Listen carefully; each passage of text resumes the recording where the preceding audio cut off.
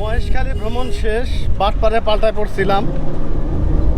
আর এখানকার বেশিরভাগই লোক একটু অন্য টাইপের, ওরা ধোঁকা দেওয়ার চেষ্টা সবসময় করে। অবশ্যই আমরা যারা ট্যুরিস্ট আমরা সবসময় সচেতন থাকবার চেষ্টা করব, যেহেতু এখানকার সম্পর্কে আমাদের কোনো আইডিয়া নাই। আর আমরা যারা নতুন তারা তো একেবারেই বোকা, একা মানে বোকা। আমার এক বন্ধু জুয়েল বলছিল একা বোকা, আসলে একা বোকা। দলবদ্ধভাবে আসলে সবাই একটু ভালোভাবে ঘুরে আরাম পাবেন। আর অবশ্যই এখানকার বিভিন্ন ধরনের লোকের হাত থেকে সেফটি থাকার জন্য অবশ্যই ভালোভাবে চোখ কান খোলা রাখবেন।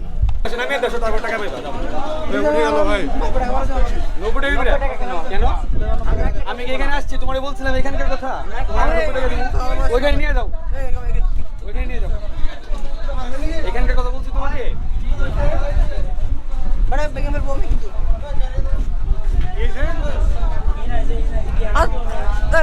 এরকম চিমনি করা শুরু করছো। তুমি ক্যামেরা ধরো কেন? তুমি ক্যামেরা ধরো কেন?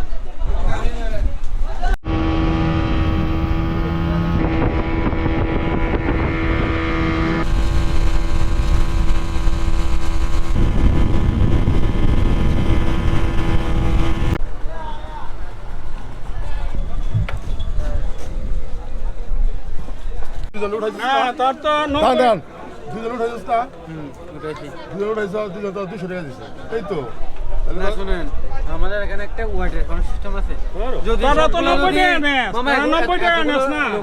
আচ্ছা যাই যাই, তারা তো 90 টাকা নেস, কারণ সব জনের ভাড়া তো এক্সেসের লোকগুলো পড়তে চলে না তো আমাদের মিলে দিলে তো হবে। জায়গা তোমাদের ব্যবহারটা ভালো লাগলো না। টাকা নেওয়া সমস্যা না, আমাদের না মামা আমাদের কিন্তু তোমরা মানুষজনদেরকে এভাবে জিম্মি করে টাকা নাও, জিম্মি করে আমার কারো কাছে টাকা নিই না মামা। আমার এগুলা ভাগনা ঠিক না, বুঝলা? না টুরিস্টরা না আসলে তোমাদের কারো কাছে টাকা কোনো জিম্মি করে নিজের কাছ থেকে তোমরা নিবা, আমরা তো দিব তোমাদেরকে দেওয়ার জন্য আসছি, কিন্তু এটা তো আসলে হয় না। সবাই ভালো থাকবেন, চ্যানেলকে সাবস্ক্রাইব করবেন। আল্লাহ।